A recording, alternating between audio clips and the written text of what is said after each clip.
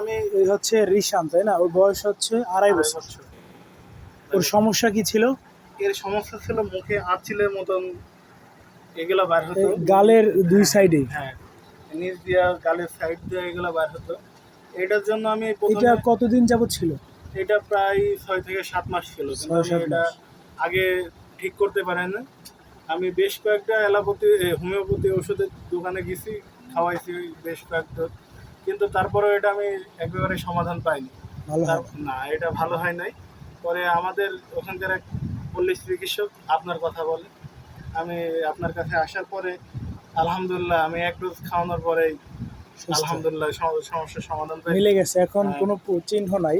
এখন যে হোমিওপ্যাথিক চিকিৎসাটা কতটা সুন্দর, যে গালে মুখের সাইডে আঁচিলের মতো কিছু ছিল, ইরাপশন ছিল, যেগুলো 6-7 মাস ভুগছে। এখন কোনো দাগও নাই, চিহ্নও নাই। তাহলে আপনি খুশি তো? আলহামদুলিল্লাহ আমি অনেক খুশি, কারণ এটা লিয়া দেখতেও অনেক খারাপ লাগতো। আমি এটা বানাই বলছি না, আমি এটা আসলে বাস্তবসম্মত কথা বলছি।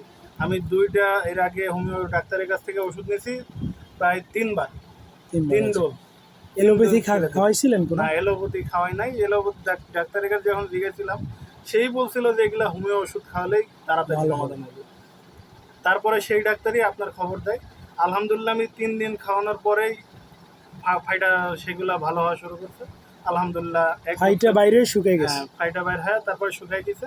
আলহামদুলিল্লাহ এখন পর্যন্ত আর মুখে বা অন্য কোনো জায়গাতে এই সমস্যা আর বের হয় না, এই সমস্যা পাই নাই আলহামদুলিল্লাহ। এটাই হোমিওপ্যাথি। আসলে আমরা এই তথ্যগুলো রাখি কেন? রুগী ভালো হয়েছে, এটা কিন্তু আহামরি খুব মানে গৌরবের কিছু না। ডাক্তারের কাছে রুগী ভালো হবে, এটা স্বাভাবিক। কিন্তু ব্যাপারটা হচ্ছে কি, হোমিওপ্যাথি নিয়ে মানুষ যখন নেগেটিভ তথ্য বলে, যে হোমিওপ্যাথি ধীরে কাজ করে, হোমিওপ্যাথি ভালো না, এই সব কথা যখন বলে একজন ডাক্তার হিসাবে, বা আপনি যখন উপকার পাইছেন, আপনার সামনে কেউ বলে আপনারও খারাপ লাগবে যে মিথ্যা কথা মানুষ কেন বলে। ওই কথাগুলোর প্রতি উত্তরে আমরা এই প্রমাণগুলো রাখি। কারণ আমি সামাজিকভাবে এমন কিছু মানুষ দেখছি যারা হোমিওপ্যাথির নাম শুনলেই তাদের মাথা গরম হয়ে যায়। না, এটা সম্পূর্ণই ভুল ধারণা। রোগ কিছু হয়তো বা অসুখের ক্ষেত্রে কিছুটা ধীর গতিতে কাজ করলেও এটা কাজ হবে। কিন্তু আপনি কি দেখছেন এটা আপনার যে রেজাল্ট ভিতর থেকে সমাধান হবে, এটা আমি আপনার ছেলের যে রেজাল্ট, এটা কি ধীরে হইলো? না, আমারটা 3 দিনের মাথায় আমি কাজ। 3 দিন? একটা 6 মাসের রোগ 3 দিনেই আপনার কমে যাওয়া শুরু 3 দিন করছে। পর থেকে এটা সমাধান শুরু হয়েছে, এবং আমার ডোজ কমপ্লিট করার আগে এটা সুস্থ হয়ে গেছে। তার আপনি আমার কাছ থেকে একবারে ওষুধ নিছিলেন? হ্যাঁ, একবার ওষুধ নিছি, তারপরে আর আমার অন্য ওষুধ লাগে না। আজকে আসছেন আপনার ছেলের অ্যালার্জির জন্য। যে ওর হচ্ছে দেখায় পাগুলো একটু, ওর হচ্ছে একটা মশা যদি কামড় দেয় তাহলে ওর পায়ে এরকম ইরপশন হয়ে যায়, এই যে ফুলে যায়, তারপরে এই যে ফোলা এবং এখান থেকে হালকা পানি বের হয়, তাই তো? হ্যাঁ, এই সমস্যা নিয়ে আপনি আজকে আসছেন। তাহলে আপনার ছেলের যে রেজাল্ট হয়েছে, এতে আমরা বুঝতে পারি হোমিওপ্যাথি দ্রুত কাজ করে। এই যে ধীরে কাজ করে, এটা একটা মিথ্যা কথা, বুঝছেন? এটা একটা ভুল তথ্য প্রচলিত আমাদের সমাজে। কারণ হোমিওপ্যাথির যে আবিষ্কারক, উনি বলছে হোমিওপ্যাথি দ্রুত কাজ করে, কিন্তু আমাদের সমাজে ধীরে কাজ করে এই শব্দটা আইলো কই থেকে? কিন্তু আমরা যে বই পড়ি, উনি যে বই লেখছে, বইতে লেখা দ্রুত কাজ করে, 2 নম্বর সূত্রেই লেখা আছে দ্রুত কাজ করে। কিন্তু আমাদের সামাজিকভাবে প্রচলিত হোমিওপ্যাথি ধীরে কাজ করে। এই মিথ্যার প্রতিবাদে আমি প্রতিনিয়তই কাজ করি, প্রমাণ রাখি। আর আমি যদি মুখে বলি হোমিওপ্যাথি দ্রুত কাজ করে, এটা তো আর মানুষ মানবে না, মানবে না। কিন্তু আপনি যখন বলবেন বা রুগীরা যখন বলবে, তখন কিন্তু এটা বিশ্বাসযোগ্য হবে।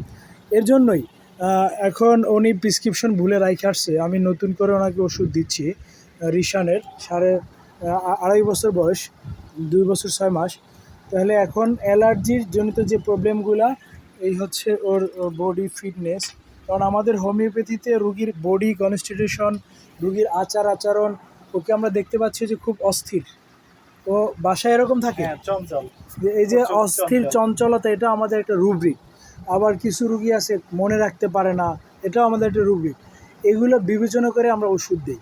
এই জন্য হোমিওপ্যাথিতে একটা রুগীর শুধু রোগ নির্ণয় না, তার আচরণকে আমরা বেশি গুরুত্ব দিই। তার ফিজিক্যাল গেট আপ, তার আচরণ, চরিত্র, টোটাল বিবেচনা করে আমরা রোগকে বিবেচনা করে তারপর ওষুধ দিই। আর অন্যান্য চিকিৎসা শুধু রোগকে বিবেচনা করা হয়। আমরা রোগের পাশাপাশি রুগীর চারিত্রিক, মানসিক বৈশিষ্ট্য, রুগীর আচরণ টোটাল অ্যানালাইসিস করে একটা ওষুধ দিতে হয়। অর্থাৎ একজন হোমিওপ্যাথিক ডাক্তারকে একটা রুগী ভালো করতে হলে অনেক ব্রেন খরচ করতে হয়। হ্যাঁ এটা আমি যেখানে দেখছি। অন্যপ্যাথিতে টেস্টের উপর নির্ভর করে, টেস্ট দেওয়া দেয়, বুলাইলে যদি টেস্টে এখানে রোগ আমার ধরা না আরেকটা পড়ে কথা বলার তখন আছে। বলে কি রোগ ধরা পড়ে না, কিন্তু রোগ আছে। আপনার এখানে আমি আরেকটা কথা বলতে চাই, হ্যাঁ। অন্য আমি জায়গাতে দেখছি গেলে হালকা পাতলা জিজ্ঞাসা যে কি সমস্যা, এই সমস্যা এই বলার পরে ওষুধ দেওয়া দেয়, কিন্তু হ্যাঁ। বিস্তারিত জানতে চায় না। জানতে চায়। কিন্তু আমি এটা আমার অফিসের কলিগদের সাথেও আমি বিস্তারিত আলোচনা করছি যে অনেকটা সময় লিয়ে কোন জায়গা থেকে সমস্যা। যেমন আমি প্রথমে আমার ছেলের সমস্যার জন্য আসছিলাম, আমাদের কোনো অ্যালার্জির সমস্যা আছে কিনা, আমাদের এরকম কোনো আসিল আছে কিনা, বংশে কিছু আছে হ্যাঁ, কিনা। এইগুলো বিস্তারিত যায় না। আপনি সময় নিয়ে আপনি যে আমাদের সময় দিচ্ছেন, দিয়ে বিস্তারিত যায় না ওষুধ দিচ্ছেন, এবং আলহামদুলিল্লাহ আমি 3 দিনের মাথাতে আমি এটার ফল পাইছি। কিন্তু আমি অন্য জায়গাতে গেছি, আরও 2 জায়গাতে গেছি, কিন্তু এইভাবে বিস্তারিত যায় না যে কি সমস্যা আসলে, সে যে ভিতর থেকে জানার চেষ্টা করবে এরকম আমি পাই নাই, কিন্তু আপনার কাছে আমি এটা পাইছি। না আমি ইনশাল্লাহ আমি যে চিকিৎসা বিজ্ঞানটা শিখছি, আমি আমার জীবনের শুরু থেকে চেষ্টা করতেছি এইভাবেই। এখন আর আমি যে রোগীগুলো দেখি আল্লাহ রহমতে, আমি চেষ্টা করি সর্বোচ্চ পর্যায়ে, বাকি ভালো করা মালিক আল্লাহ। হ্যাঁ আমি আমার চিকিৎসা বিজ্ঞানের সর্বোচ্চ প্রয়োগটুকু করি প্রত্যেকটা রোগীর ক্ষেত্রেই। আমার পক্ষ থেকে আমি চেষ্টা করি, আর সেটাই ইনশাল্লাহ। আর হোমিওপ্যাথি চিকিৎসাটা এমনই, মূলত হোমিওপ্যাথি চিকিৎসাটার মূল থিমই হচ্ছে রুগী টোটাল হিস্ট্রি নেওয়া। হ্যাঁ আর এটা যদি হ্যানিম্যান বলছে যে এটা যদি কেউ সঠিকভাবে নিতে পারে তাহলে রুগী 70% ভালো হয়ে যায়, মানে ওষুধ দেওয়ার আগেই 70%, মানে ওইটার কাজটার গুরুত্ব এত বেশি। সেটাকে আমি গুরুত্ব দিয়ে চেষ্টা করি আমার যতটুকু নলেজ হয়েছে সেখান থেকেই। তো আপনাদের ধন্যবাদ, আপনি আজকে আসছেন এর জন্য আরও ধন্যবাদ। আর এই অ্যালার্জিটাও ভালো হবে সম্পূর্ণ। ইনশাআল্লাহ।